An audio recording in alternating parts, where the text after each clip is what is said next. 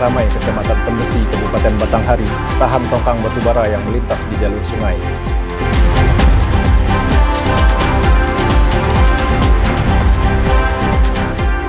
Pasca Pilkada serentak di Kota Jambi tahun 2025, 19 RT melakukan pemungutan suara ulang.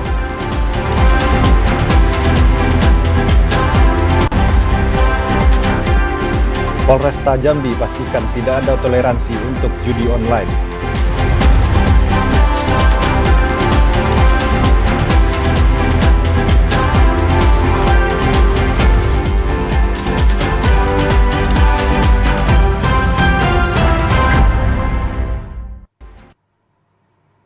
Assalamualaikum warahmatullahi wabarakatuh. Terima kasih Anda masih menyaksikan Jambi Hari Ini, edisi Selasa 29 April 2025.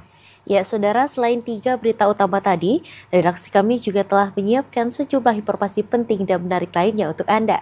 Bersama saya, Malika Hijriati Dewi. Dan saya Ade Alfat, inilah Jambi Hari Ini selengkapnya.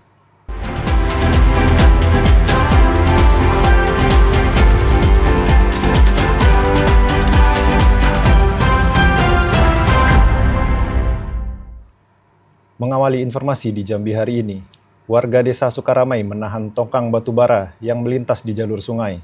Hal ini dilakukan sebagai bentuk protes warga lantaran abrasi tanah dampak dari tongkang yang terparkir.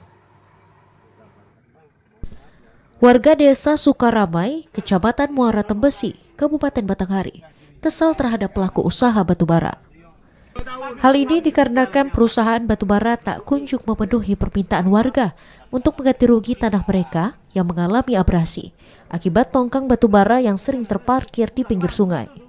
Salah seorang warga, Ismar, mengungkapkan permasalahan ini sudah terjadi hampir 2 tahun dan tidak pernah menemui solusi dari pihak perusahaan batubara tersebut. Akibatnya warga melakukan upaya penahanan sementara terhadap tongkang batubara yang melintas. Warga menuntut agar perusahaan segera bertanggung jawab atas persoalan abrasi tanah milik warga tersebut.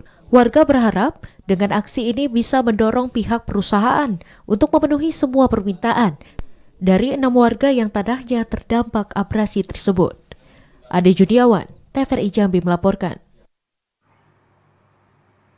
Ya saudara, pasca pemilihan ketua RT serentak di Kota Jambi, terdapat 19 RT yang melakukan pemilihan ulang. Hal ini akibat dari kesalahan teknis dan perolehan suara yang berimbang. Wali Kota Jambi Maulana mencatat ada 19 RT melakukan pemilihan ulang pasca pemilihan serentak pada 26 April 2025 kemarin. Hal itu lantaran adanya kekeliruan dan perolehan suara yang imbang. Pemilihan ulang dilakukan pada hari Minggu 27 April hingga 29 April 2025. Meski demikian, Maulana menyebutkan pelaksanaan pemilihan Ketua RT serentak 2025 di Kota Jambi berlangsung sukses. Dari 19 RT yang melakukan pemilihan ulang, baru 7 RT yang sudah melakukan pemilihan. 4 diantaranya melakukan pemilihan ulang dan 3 lainnya dipilih ulang melalui mufakat. Tapi dari 19, yang PSU 12 sudah selesai. Hanya menyisakan tinggal 7 yang sampai sekarang memang belum selesai. Artinya perlu musyawarah mufakat atau dilakukan pemilihan ulang. Mekanismenya kembali diserahkan kepada warga. Yang penting akan menghasilkan satu berita acara bahwa ketua RT ini disepakati oleh warga atau dari hasil perhitungan memang dinyatakan menang atau unggul. PSU ini menjadi bagian dari komitmen untuk memastikan seluruh proses berjalan adil dan dapat diterima semua pihak. Pilkada serentak Kota Jambi 2025 diikuti oleh 1.299 RT dengan jumlah calon ketua RT sebanyak 1.977 orang. Joko, TVRI Jambi melaporkan. Informasi lainnya saudara, pemerintah Kota Jambi memastikan akan melakukan pengawasan kepada aparatur sipil negara ASN agar tidak terlibat judi online. Pengawasan terhadap ASN agar tidak terlibat aktivitas judi online menjadi bagian dari pelayanan publik. Maraknya aktivitas judi online di kalangan masyarakat menjadi perhatian seluruh pihak, termasuk pemerintah Kota Jambi. Selain intens melakukan sosialisasi kepada masyarakat, pemerintah Kota Jambi juga akan melakukan pengawasan kepada ASN di lingkup Pemkot Jambi. Wali Kota Jambi Maulana mengatakan dirinya telah menginstruksikan seluruh kepala OPD agar memberikan nasihat kepada ASN apabila bermain judi online. Kepala OPD di lingkup Pemkot Jambi mempunyai wewenang untuk memberikan arahan jika ada ASN yang kedapatan memposting konten dan promosi judi online di media sosial. Meski saat ini belum dilakukan inspeksi mendadak, namun Pemkot Jambi melalui Kepala OPD telah melakukan pengawasan aktivitas judi online di kalangan ASN. Judi online saat ini menjadi musuh bersama karena memberikan dampak negatif terhadap ekonomi, keluarga, dan karir ASN. Pengawasan terhadap ASN agar tidak terlibat aktivitas judi online menjadi bagian dari menjaga pelayanan publik. Dalam upaya menjaga dan meningkatkan pelayanan publik, pemerintah Kota Jambi juga memberikan pembekalan kepada P3K terkait motivasi kerja, membangun budaya kerja, etika, moral, dan semangat untuk meningkatkan kemampuan dan keterampilan yang dimiliki. Joko, TVRI Jambi melaporkan. Ya, sementara itu Saudara, Kapolres Tanjung Jabung Barat berkomitmen untuk memberantas judi online karena masih banyak praktik judi online maupun judi konvensional di kalangan masyarakat. Provinsi Jambi menduduki peringkat pertama dalam kasus judi online.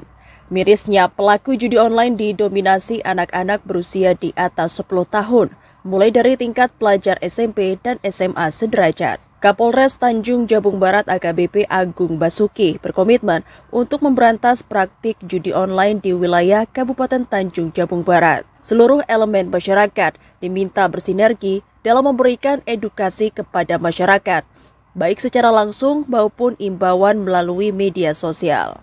Selain memberikan sosialisasi, Kapolres juga meminta peran aktif masyarakat untuk melaporkan jika melihat oknum pelaku judi online maupun judi konvensional agar dapat segera ditindak.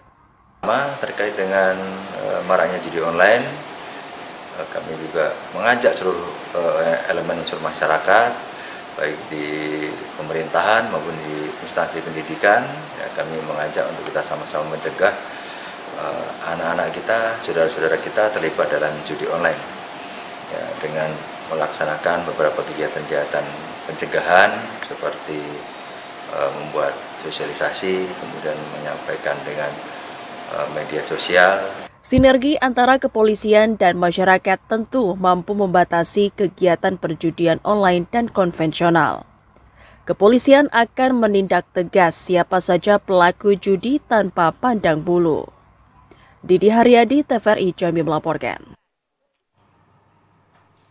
Polresta Jambi pastikan tidak ada toleransi bagi para pelaku judi online. Pengawasan dan pencegahan aktivitas judi online di tengah masyarakat akan terus dilakukan sesuai dengan instruksi Kapolri. Polresta Jambi berkomitmen untuk memberantas judi online dan tidak ada memberikan toleransi sedikit pun bagi para pelaku. Pengawasan dan pencegahan aktivitas judi online di tengah masyarakat akan terus dilakukan sesuai dengan instruksi Kapolri. Kapolresta Jambi Kombes Pol Boy Siregar mengatakan, sesuai dengan instruksi Kapolri, saat ini Polri telah membentuk tim cyber untuk melakukan pengawasan aktivitas perjudian online. Masyarakat diimbau untuk tidak terlibat dalam judi online dan segera melaporkan kepada pihak kepolisian jika mengetahui adanya aktivitas judi online. Selain itu, seluruh satuan Polresta Jambi agar tidak terlibat perjudian online. Sanksi tegas akan diberikan kepada personil yang kedapatan melakukan aktivitas tersebut. Untuk judi online sudah perintah dari Bapak Kapolri, diteruskan kembali oleh Bapak Kapolda, kita tidak akan bermain-main dengan judi online. Ya. Namun rekan-rekan sendiri pahami betul, ya, bahkan Polri ini sampai membentuk tim cyber untuk melaksanakan patroli di internet ataupun website online. Polresta Jambi juga akan melakukan langkah preventif untuk mencegah judi online seperti melakukan sosialisasi dan penyuluhan kepada masyarakat. Asyar, TVRI Jambi melaporkan.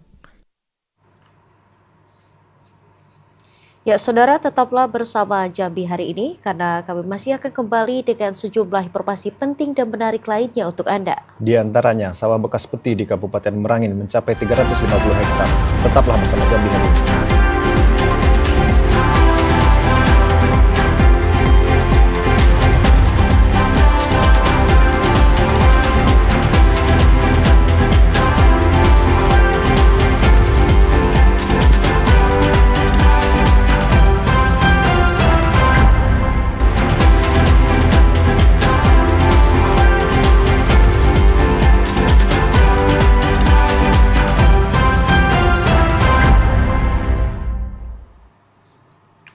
Anda kembali bersama kami di Jambi hari ini. Pemerintah Kota Jambi terus meningkatkan produktivitas pangan dalam mendukung swasembada pangan. 5.000 kg bibit padi sawah telah diserahkan ke petani untuk disemai. Kota Jambi telah memasuki awal musim tanam padi sawah di bulan April dan Mei 2025. Pemerintah Kota Jambi juga turut aktif melakukan pendampingan pada petani untuk memperoleh hasil yang maksimal. Pemerintah juga telah menyalurkan bantuan bibit padi sawah sebanyak 5.000 kg ke petani sebagai salah satu upaya pemerintah dalam meningkatkan produktivitas pangan yang mendukung swasembada pangan. Wakil Wali Kota Jambi, Diza Hasra Aljosa mengatakan, bibit tersebut merupakan bantuan dari pemerintah pusat dan Kota Jambi. Diharapkan akan ada bantuan bibit lagi untuk mengejar target tanam seluas 500 hektar lahan lebih. Kedepan kami akan mengevaluasi lahan-lahan, kalau perlu kami bikinkan drainase di sekitar lahan tani, begitu juga dengan penyeleksian lahan yang lebih tinggi agar dampak banjirnya mungkin lebih minimal. Terus juga yang perlu kami informasikan, sebenarnya benih sudah diterima oleh petani ini sudah sebanyak 5.000 kg yang sudah kami sebarkan. Pemerintah Kota Jambi telah melakukan penanaman padi serentak. Penanaman tahap pertama ini dengan target 10 hektar lahan akan ditanami dalam waktu dekat. Joko, TVRI Jambi melaporkan. Ya, sementara itu, saudara, 350 hektar kawasan bekas penambangan emas tanpa izin di Kabupaten Merangin kini menjadi lahan pertanian padi. Meski belum ada penelitian, namun masyarakat mengklaim produktivitas padi di lahan bekas peti lebih besar dibandingkan lahan biasa. Persawahan bekas penambangan emas tanpa izin atau peti di Kabupaten Merangin mencapai 350 hektar. Persawahan ini berada di Kecamatan Pangkalan Jambu dan Kecamatan Sungai Manau. Sawah di lahan bekas peti mulai digarap masyarakat pada tahun 2014. Di lahan tersebut tidak lagi ditemukan kandungan emas, sehingga masyarakat mencari cara agar lahan ini produktif kembali dan bisa ditanami padi. Meski belum ada penelitian, namun masyarakat mengklaim produktivitas padi di lahan tersebut lebih besar dibandingkan di lahan biasa, yakni mencapai 7 hingga 8 ton padi per hektar. Masyarakat diharapkan tidak lagi mengubah sawah menjadi peti agar tidak merusak lingkungan dan dapat mendukung program ketahanan pangan yang dicanangkan Presiden Prabowo Subianto. M. Sobar, TVRI Jambi melaporkan. Dinas Penanaman Modal dan Pelayanan Terpadu Satu Pintu atau DPM PTSP Kota Jambi meluncurkan layanan pengaduan online dengan nama Lapor Pak Bos.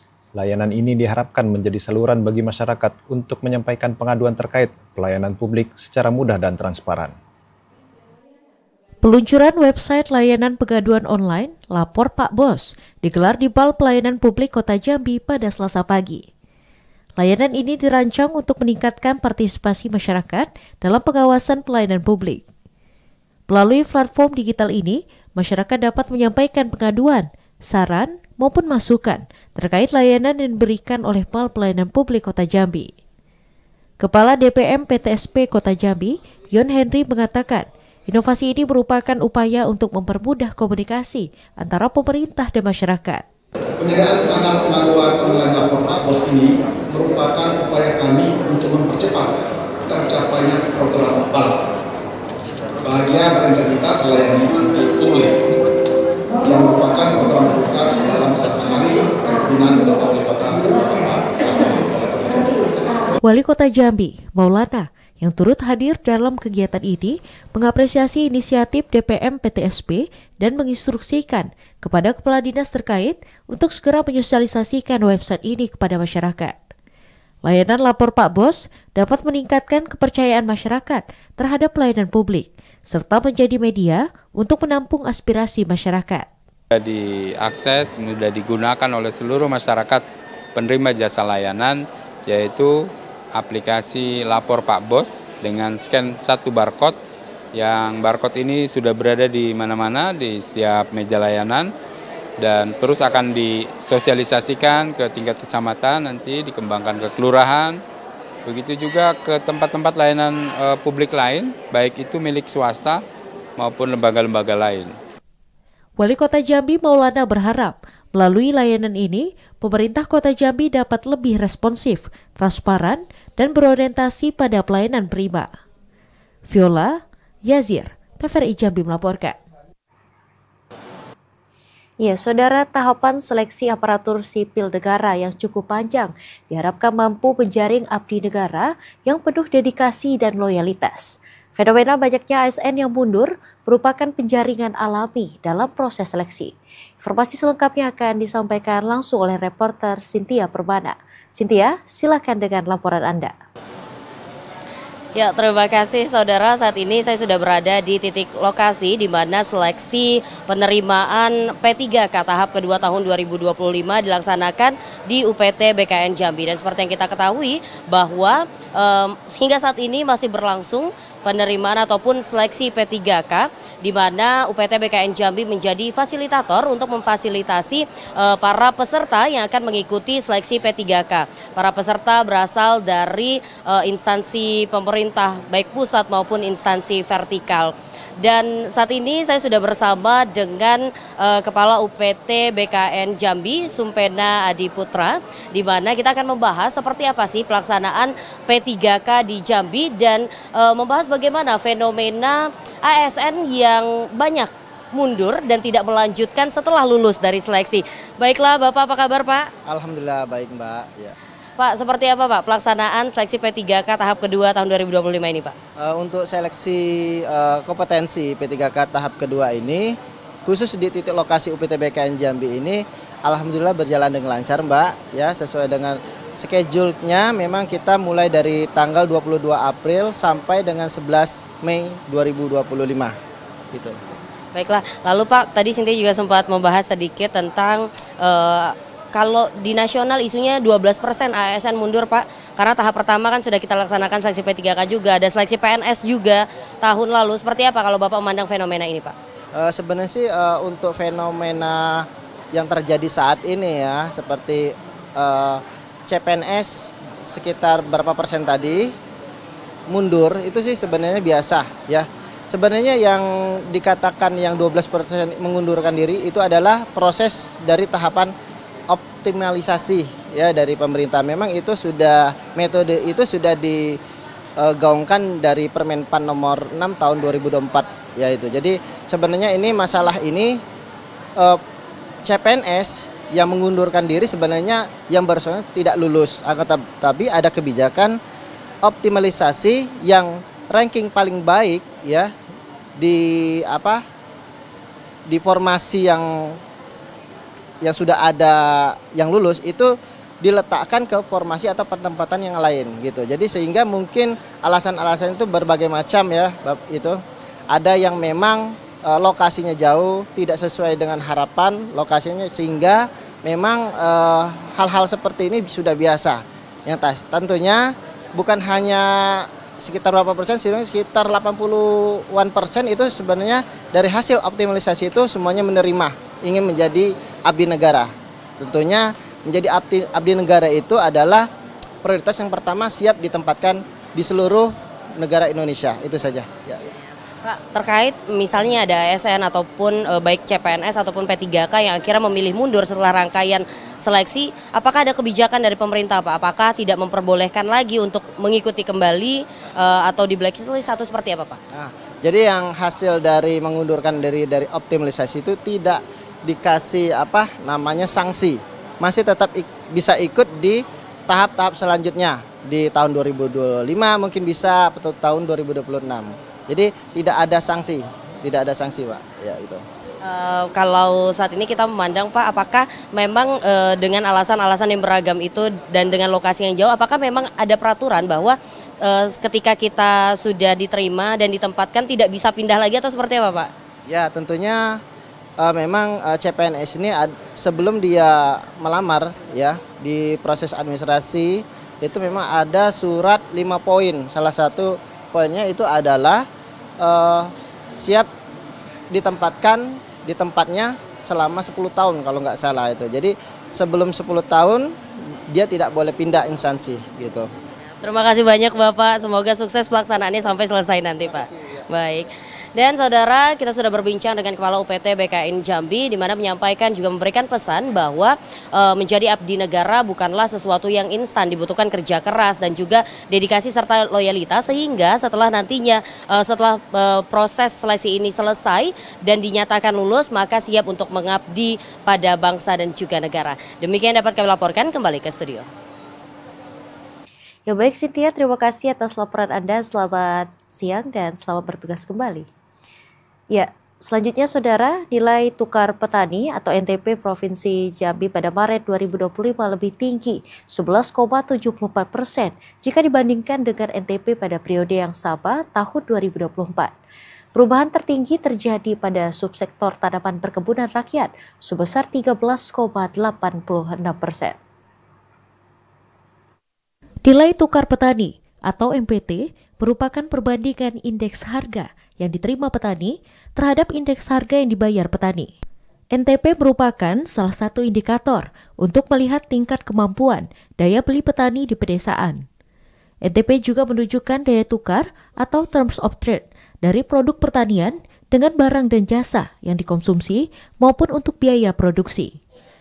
Berdasarkan hasil pemantauan harga-harga perdesaan di 10 kabupaten dan kota dalam Provinsi Jambi pada Maret 2025, NTP Provinsi Jambi naik 2,22% dibandingkan NTP Februari 2025, dari 174,41 menjadi 178,28. Kenaikan NTP pada Maret 2025 disebabkan naiknya indeks harga hasil produksi pertanian. Tak hanya itu, kenaikan NTP Maret 2025 juga dipengaruhi oleh naiknya NTP pada 4 subsektor pertanian, yakni subsektor tanaman pangan sebesar 1,61%, tanaman perkebunan rakyat 2,60%, peternakan 0,52%, dan subsektor perikanan 0,86%. Jika dibandingkan dengan NTP pada periode yang sama pada tahun 2024, NTP Provinsi Jambi pada Maret 2025 juga meningkat sebesar 11,74%.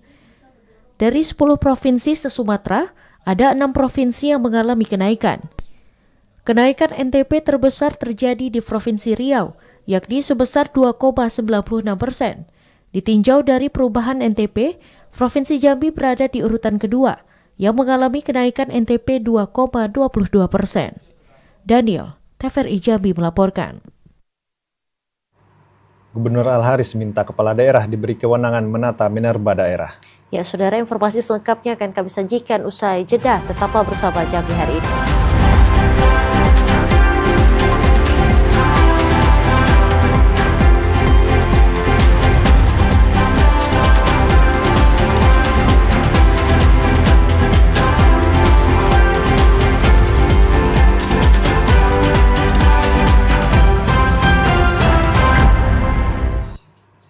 Anda kembali bersama kami dalam segmen advertorial.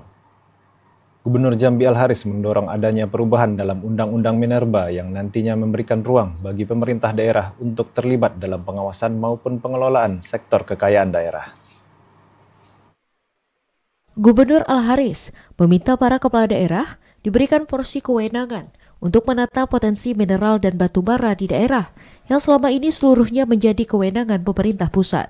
Hal itu ditekankan Gubernur Al-Haris saat menghadiri rapat dengar pendapat Komisi 2 DPR RI dengan Menteri Dalam Negeri, Gubernur, Bupati, dan Wali Kota se-Indonesia di Gedung Nusantara DPR RI Jakarta. Kegiatan tersebut membahas terkait teknis penyelenggaraan pemerintah daerah dana transfer pusat ke daerah, pengelolaan BUMN, BLUD, serta kepegawaian.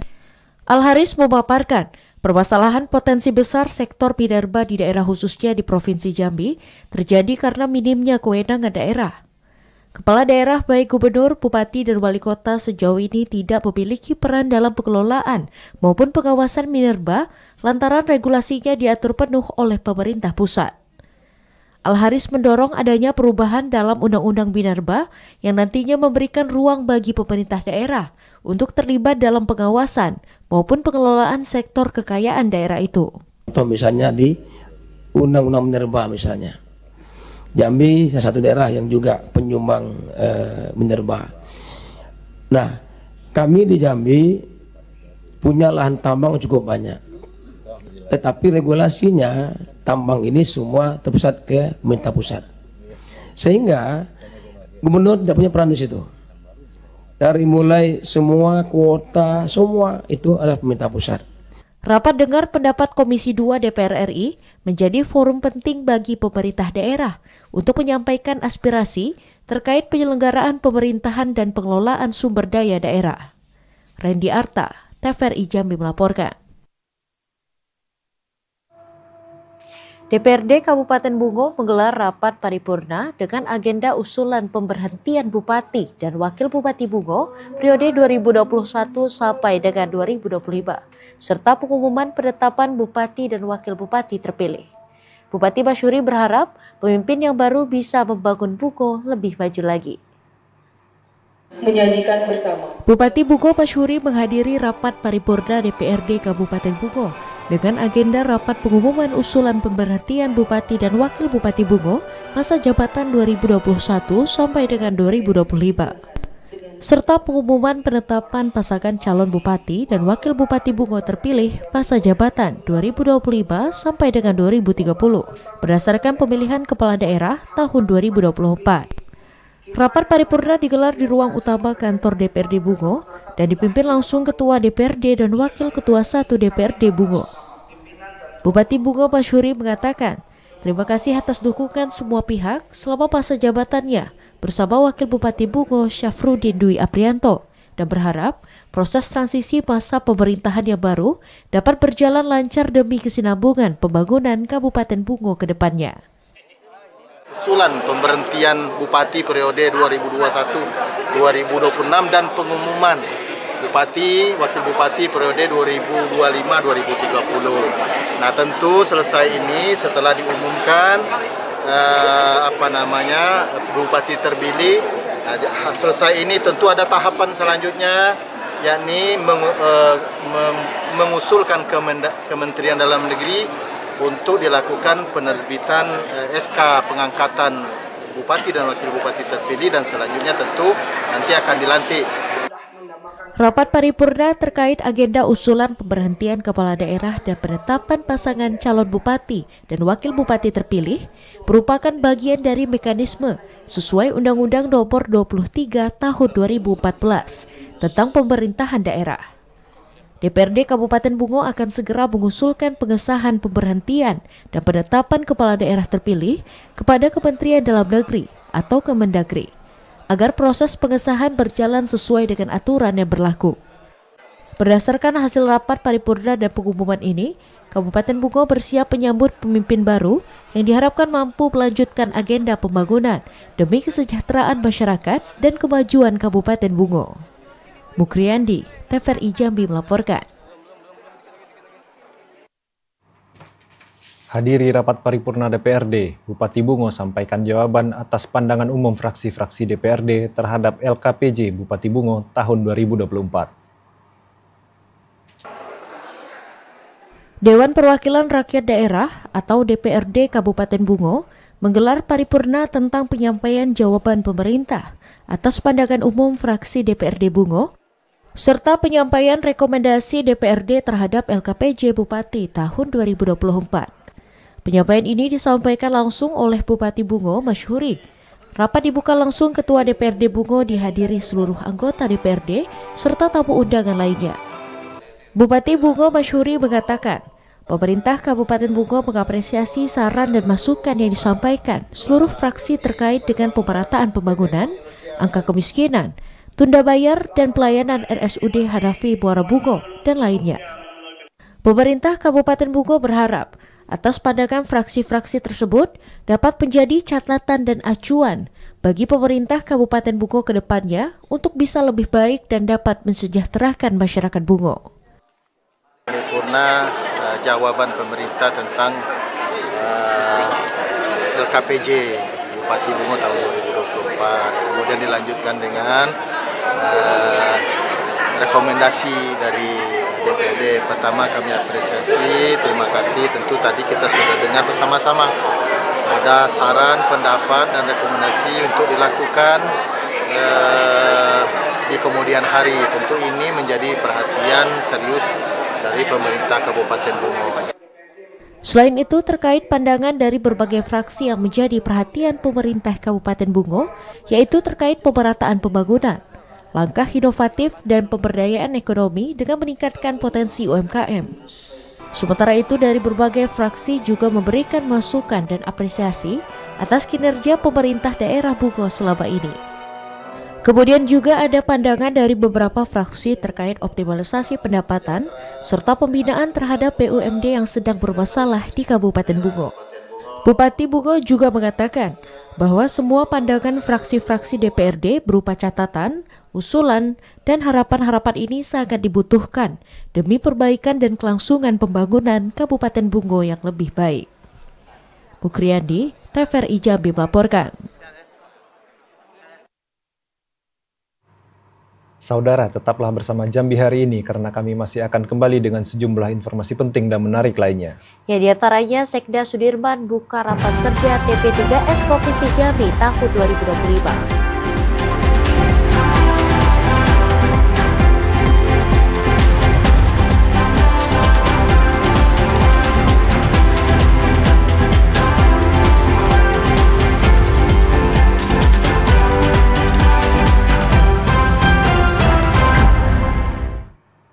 Ya, terima kasih saudara, Anda masih menyaksikan Jambi hari ini dalam segmen advertorial. Ya, saudara, Sekretaris Daerah Provinsi Jambi Sudirman membuka rapat kerja TP3S Provinsi Jambi tahun 2025. Melalui kegiatan ini diharapkan dapat menentukan arah intervensi percepatan penurunan stunting. Gubernur yang diwakili Sekretaris Daerah Provinsi Jambi, Sudirman, secara resmi membuka rapat kerja Tim Percepatan Pencegahan dan Penurunan Stunting Provinsi Jambi tahun 2025. Raker TP3S yang diselenggarakan sebagai fondasi untuk menentukan arah intervensi percepatan penurunan stunting agar mampu menunjang keberhasilan pelaksanaan kegiatan tersebut. Pemerintah Provinsi Jambi memandang percepatan penurunan stunting merupakan tugas bersama yang harus dilaksanakan secara terpadu, terkoordinasi, dan berkelanjutan. Komitmen dan kolaborasi pada tingkatan pemerintahan, baik dari provinsi, kabupaten dan kota, hingga desa dan kelurahan, menjadi bagian tak terpisahkan dalam satu kesatuan tim kerja percepatan penurunan stunting. Selain sektor kesehatan, memaksimalkan peningkatan peran dari sektor pendidikan, sosial ekonomi, hingga infrastruktur juga menjadi bahan evaluasi yang harus diupayakan. Sudirman menekankan pelaksanaan intervensi spesifik dan sensitif harus benar-benar dijalankan secara terintegrasi untuk mencapai target penurunan stunting di daerah. Sampai mendekati 13,5% dari target 12% tahun 2024. Tapi kemudian ini harus dievaluasi kembali karena ternyata di 2024 yang kita targetkan 12% malah menjadi 17,1%. Artinya sasaran untuk penurunan stunting ini tidak hanya subjeknya anak-anak ya yang terkena stunting, tapi juga dari mulai tahapan persiapan nih, calon pengantin, kemudian ibu hamil, dan juga perlu juga pendekatan lain, itu termasuk di perguruan tinggi, mitra-mitra kita strategis, sosial, ekonomi perlu terus. Rapat kerja Tim Percepatan Pencegahan dan Penurunan Stunting Provinsi Jambi menjadi ikhtiar bersama yang dilakukan pemerintah daerah untuk menurunkan angka stunting serta meningkatkan kualitas hidup masyarakat. Randy Arta, TVRI Jambi melaporkan. Bupati Batanghari Muhammad Fadil Arif melantik pejabat sekretaris daerah Mula Perambe. Selain itu juga melakukan rapat koordinasi bersama seluruh kepala desa di daerah tersebut. Bertempat di Serambi, Rumah Dinas Bupati Batanghari, Muhammad Fadil Arif kembali melantik Mula Perambe sebagai PJ Sekda Batanghari untuk masa jabatan 3 bulan ke depan. Pelantikan ini dilakukan sebagai peraturan perundang-undangan sekaligus memenuhi kebutuhan struktur jabatan di dalam pemerintahan daerah. Dalam prosesi pelantikan itu, Bupati Batanghari turut membacakan naskah sumpah jabatan kepada PJ Sekda. Selain pelantikan perpanjangan jabatan PJ Sekda, pemerintah Kabupaten Batanghari juga melaksanakan rapat koordinasi dengan kepala desa di daerah setempat. Bupati Batanghari Muhammad Fadil Arif menyampaikan, rakor ini bertujuan untuk menyatukan program kerja antara pemerintah daerah dengan pemerintah desa, sesuai rencana pembangunan jangka menengah daerah atau RPJMD Kabupaten Batanghari. Aturan tidak paham, karena sebagian dari orang tadi memahami. Maka pemerintah membuat saluran supervisi, saluran konsultasi, saluran koordinasi untuk kita bertanya tadi. Tapi syarat orang untuk mendapatkan pengetahuan, pertama hati dan pikirnya harus terbuka. Tidak boleh dia tidak tahu tapi sudah punya jawaban dewek, jadi masalah. Dengan adanya rapat koordinasi ini, diharapkan kepala desa dapat lebih memahami regulasi yang ada di pemerintahan, khususnya dalam mengelola dana desa yang bersumber dari APBD maupun APBN, sehingga dana yang dipergunakan sesuai peruntukan dan sesuai aturan yang berlaku. Ade Juniawan, TVRI Jambi melaporkan. Ya, sementara itu Saudara Bupati Muaro Jambi Bambang Bayu Suseno menemui langsung korban kebakaran di Kecamatan Mestong. Bupati juga menyerahkan bantuan bagi korban kebakaran. Bupati Muaro Jambi Bambang Bayu Suseno melihat langsung lokasi dan korban kebakaran di Desa Sebapo, Kecamatan Mestong, Kabupaten Muaro Jambi. Dalam kunjungannya, Bupati juga membawa bantuan berupa kebutuhan pokok, uang tunai dan perlengkapan seperti kasur dan lainnya untuk korban yang rumahnya ludes terbakar. Bupati Bambang Bayu Suseno juga berjanji untuk membantu memperbaharui dokumen penting yang ikut terbakar. Bupati Muaro Jambi Bambang Bayu Suseno menghimbau kepada masyarakat untuk dapat memastikan instalasi listrik dalam kondisi aman. Korban kebakaran Sugeng bersyukur Bupati datang langsung untuk melihat kondisi warganya. Bantuan yang disalurkan tentu sangat membantu korban untuk memenuhi kebutuhan sehari-hari. Habis semua, cuma hanya tinggal ya yang peralatan sampai dokumen-dokumen juga. Saya menghimbau kepada masyarakat tentunya untuk waspada, apalagi dicek juga instalasi listrik yang mungkin sudah lama, sehingga kita bisa mengantisipasi hal-hal yang tidak diinginkan. Tidak ada korban jiwa pada bencana kebakaran yang terjadi pada Jumat 25 April lalu. Azam Afnan, TVRI Jambi melaporkan. Ya Saudara, demikian Jambi hari ini. Terima kasih atas perhatian dan kebersamaan Anda. Dan akhirnya saya Palikah Jreti Dewi. Dan saya Ade Alfat bersama kerabat kerja yang bertugas pamit undur diri. Wassalamualaikum warahmatullahi wabarakatuh dan sampai jumpa.